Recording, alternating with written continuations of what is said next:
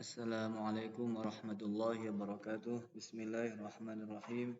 Alhamdulillahirabbil alamin. Allahumma shalli wa sallim ala sayyidina Muhammad wa ala alihi wa sahbihi ajma'in. Sekarang kita membahas tentang standar penelitian hadis. Ya. Jadi ini merujuk kepada buku saya yang bersumber dari hasil penelitian, yaitu hadis perang dan khilafah. Nah, ini diterbitkan oleh Umpres.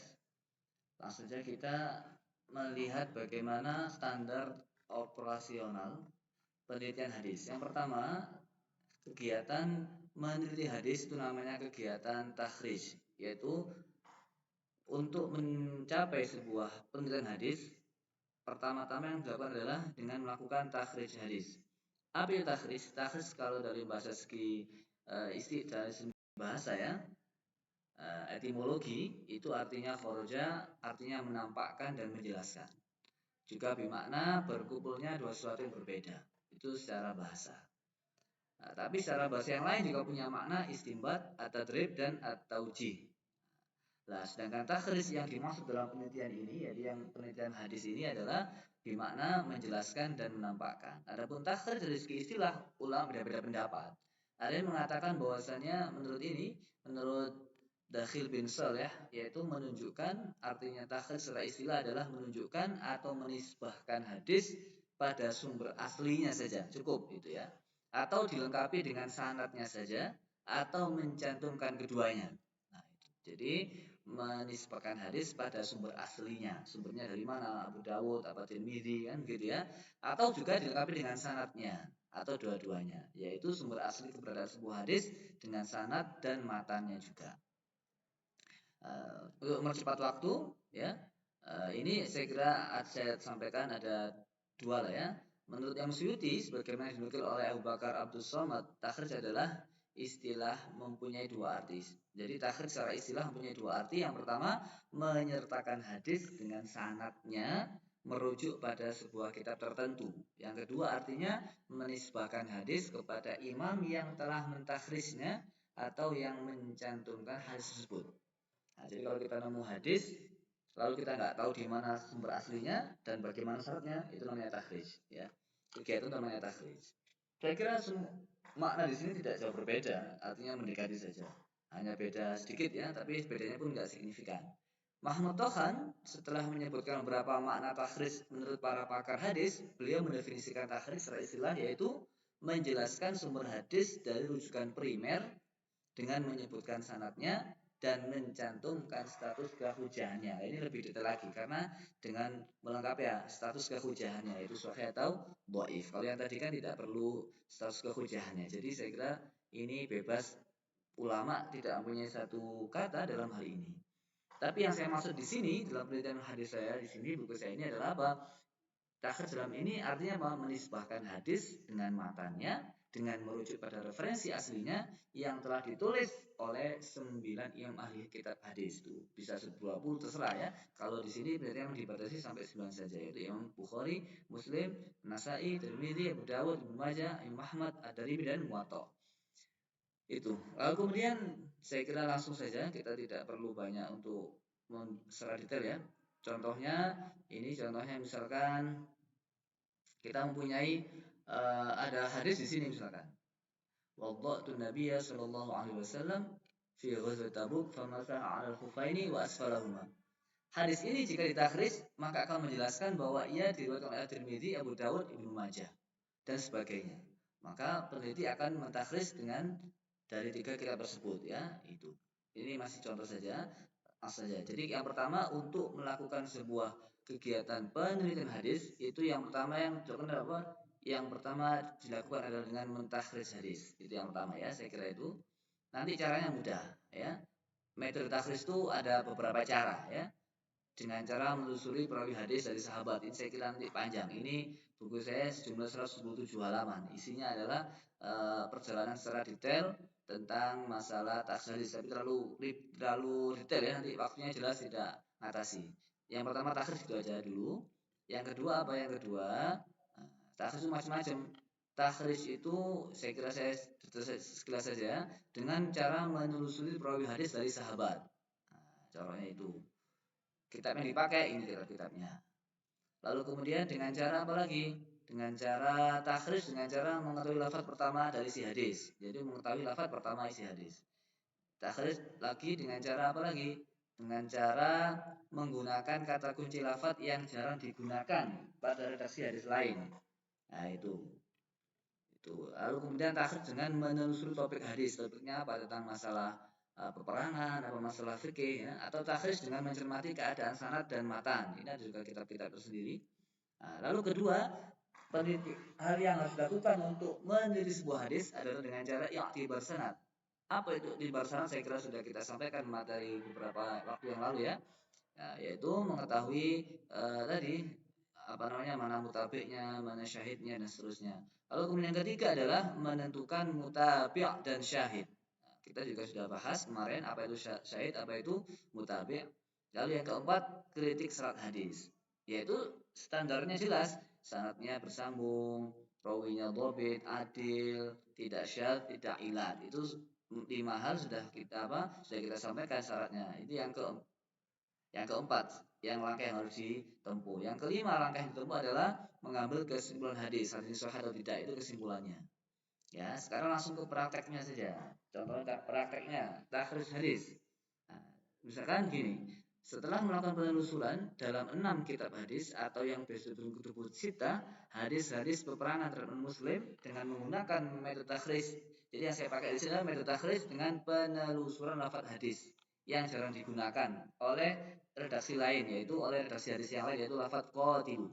Ditemukan ada 4 hadis, satu hadis terdapat pada kitab satu hadis ya terdapat pada kitab hadis Imam Muslim, sedangkan satu hadis Imam Tirmidzi, 2 hadis lainnya oleh Imam Ibnu Majah. Nah, kita lihat di sini Sahih Muslim ini redaksinya seperti ini. Langsung saja misalkan kita ke Maktabah Syamilah ya. Jadi ke Syamilah misalkan kita lihat di sini.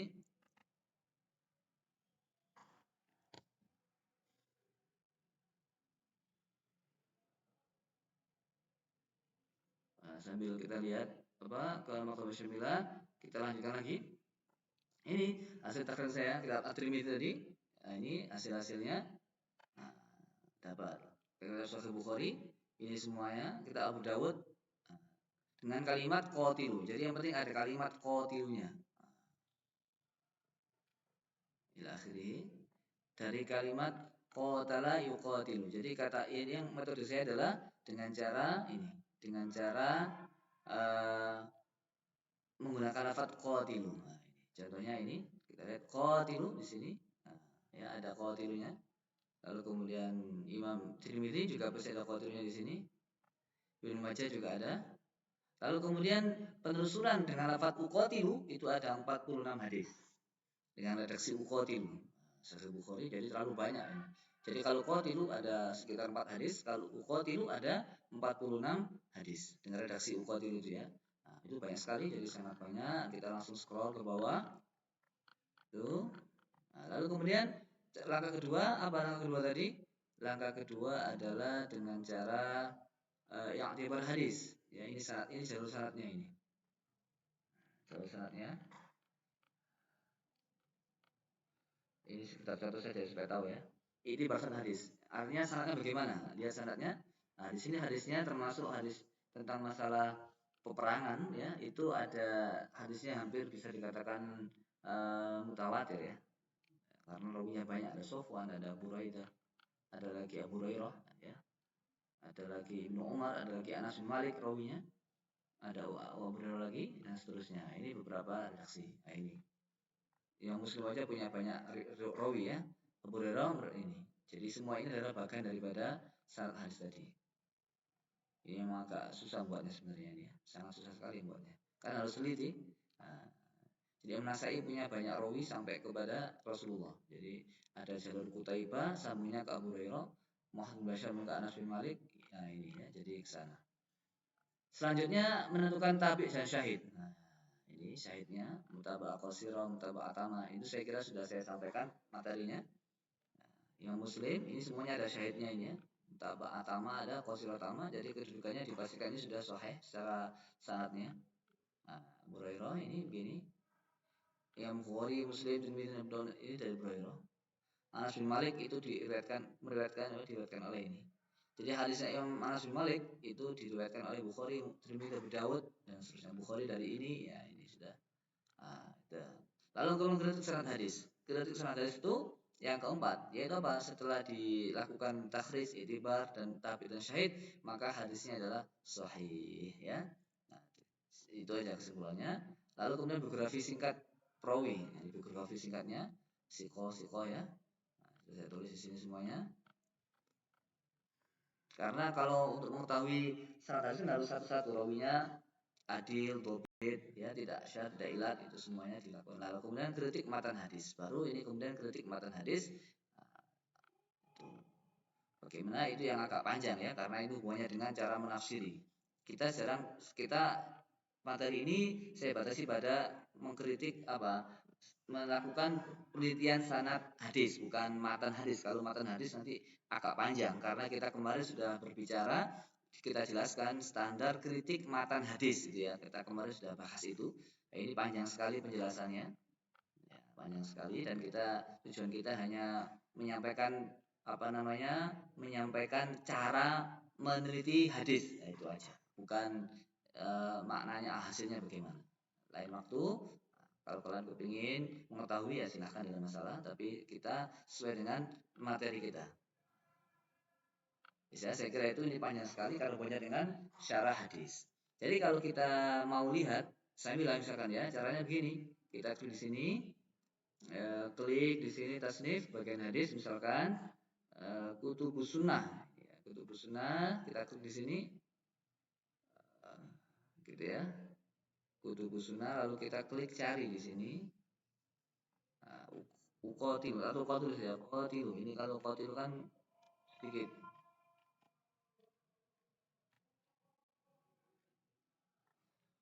Nah, klik ini. Ini cara untuk meneliti sanad hadis.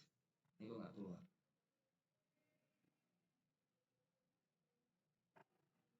Baik, ini ada juga situs yang canggih juga sebenarnya. Cara untuk mengetahui misalkan hadis ini dari mana. Misalkan kita menemukan hadis tadi ya. Kita mau menemukan umirtu an uqatilan nas hatta yashhadu la ilaha illallah. Misalkan kita klik di sini uqatilu. Umirtu an uqatila. Kita klik uqatilan misalkan. Uqatilan. Umirtu an uqatilan nas hatta yashhadu la ilaha illallah. Misalkan kita klik di sini enter.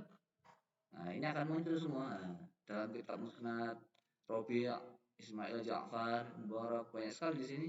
Nah, tapi terlalu banyak sekali dan ini masih bisa lebih banyak lagi. Nah, kita bisa lebih banyak lagi untuk mencari di sini. Dalam kitab Al-Um, nah, mestinya harus kita batasi dulu ya. Kutub, nah ini kalau kita bisa batasi lebih enak. Misalkan kitab, ini banyak sekali kitabnya. Tapi ini memang sudah kita baris khusus ya. Jadi tidak hanya kutubus sittah, tapi hampir semua kitab hadis di sini. Jadi di sini kalau masih kita belum menemukan yang Sahih Bukhari, kita klik lagi aksar. Nanti akan muncul pas di sini Sahih Bukhari, Sahih Muslim dan seterusnya. Karena ini contohnya misalkan langsung saja kita lihat dalam kitabnya Imam Syafi'i misalkan. Saya baca hadis klik di sini, nah ini langsung muncul hadisnya ini bagaimana. Nah, kita klik rawinya langsung muncul, klik siapa biografinya bagaimana, langsung muncul biografinya, ya, rutbahnya apa, soduk, ya kan, dan seterusnya. Jadi ini lebih mudah, simpel, praktis karena langsung bisa mengetahui informasi daripada rawi per rawi ya, per rawi bukan umum. Abdul Aziz bin Muhammad langsung kita klik langsung muncul. Siapakah itu? Nah, ini muncul semuanya. Oke, ya. Lalu kemudian kita lanjutkan saja misalkan ini seminar saya sudah terbaru ini ya. Jadi untuk kitab hadisnya aja ada 1232. Jadi ini agak kesulitan juga kalau kita mencari. Saya dulu pakai yang versi lama. Jadi hanya terbatas beberapa ratus, ini sudah 1200. Maka hasilnya pun akan sangat baik sekali dan ini semua juga kitab hadis ya yang umum. Jadi maka dari itu menelusurinya juga agak kesulitan karena ini sudah sangat banyak sekali untuk mendatanya. Ini dulu saya pakai yang versi lama jadi mudah dideteksi. Nah, ini hasilnya sangat banyak sekali. Ya, dalam kitab ini kok tafsir ini? Oh, ini belum dibatasi berarti ya. Baik, sekarang kita coba ke Maktabah Syamil yang terbaru ini ya. Kita klik di sini, kita kata qatilu, kita klik hanya pada kismu kutubi sunnah gitu ya. Nah, lalu kita klik di sini. Jadi harus pastikan dulu karena ada banyak kitab-kitab ya. Nah, kita klik di sini lalu search ini. Nah, muncul semua. Nah, qatilu ada di mana saja? Mudah, ada di Musnad Abi Hanifah, Muwatta Malik, ada di yang lainnya. Tadi penelitian saya tadi sudah saya batasi pada kutubus sitah ya, atau kutubus sitah atau tis'ah. Nah, jadi maka kita ambil yang belum. Jadi kalau ini sudah mudah, ada yang Muwatta Malik, kita klik di sini. Nah, ada qatalu atau qatilu. Nah, di sini semuanya muncul. Itu yang pertama kegiatannya begitu. Jadi kalau ada hadis kita nggak tahu di mana hadis ini ada. Nah, sekarang dengan kecanggihan teknologi kita hanya bisa klik lalu muncul di mana sumber-sumbernya. Ini ada di beberapa sumber ini. Hasilnya ada berapa di sini? Ada 397 kalimat yang ada kotalunya. Jadi kalau kalian ada hadis tidak mengetahui di mana ini sumber hadisnya, sanadnya, nah kalian bisa klik Maktabah Syamilah atau klik dengan situs yang tadi itu yang saya sampaikan tadi ya, situs ini hadisislamdb.com ini. Nah ini sudah muncul beberapa nama kita, misalkan kita klik apa saja, innamal a'malu binniyat, kita klik misalkan innamal a'malu binniyat, akan muncul di kitab mana saja ini. Nah, ada di kitab Musnad ini, ada di kitab ini, ada Sahih Bukhari, ya, ada di kitab Ibnu Majah. Ini klik muncul saja. Plus sanadnya otomatis di sini juga akan menampilkan statusnya. Kalau semua orangnya siko ya otomatis itu akan menjadi sahih ya. Itu saya kira kesimpulannya. Kalau dulu agak sulit, agak berat, sekarang sudah mudah sekali. Saya kira demikian, mudah-mudahan bermanfaat. Ini materi terakhir. Terima kasih sebesar-besarnya. Assalamualaikum warahmatullahi wabarakatuh.